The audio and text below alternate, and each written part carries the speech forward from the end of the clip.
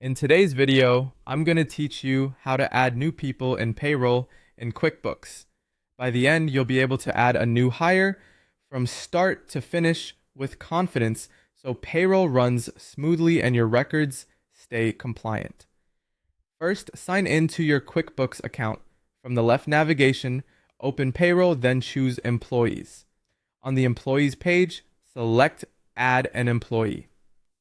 This is your starting point for creating the employee profile that powers pay, taxes, and reporting. If you manage a team, it helps to keep a consistent process, so every new hire is set up the same way. Begin with personal information.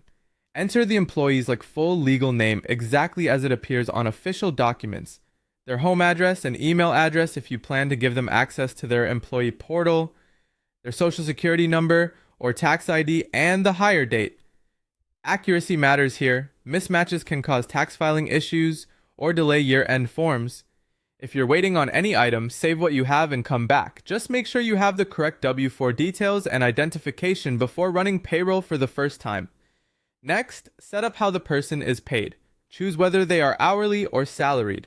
For hourly workers, enter the hourly rate and, if applicable, the overtime rate you use. For salaried workers, enter the salary amount and make sure the pay period aligns with your company's schedule. Select the pay schedule, weekly, bi-weekly, semi-monthly, or monthly, so QuickBooks knows when to include this employee in payroll runs.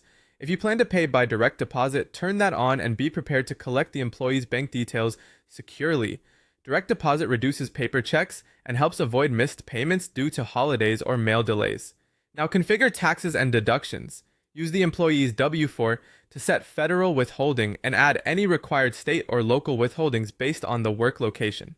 If your company offers benefits, add health insurance premiums, retirement contributions, or other deductions so they're calculated automatically. Take a moment to review your employer tax settings. Once these are set correctly, QuickBooks will handle most of the calculations in each pay run. When everything looks good, click Save. Review the entire profile to confirm names, dates, rates, schedules, and tax details are correct. If you'd like extra peace of mind, run a test payroll in preview mode to verify net pay and withholdings match your expectations, then exit without submitting.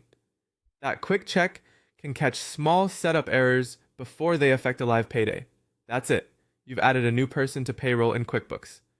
Thanks for watching, and feel free to replay any section while you set up your next hire.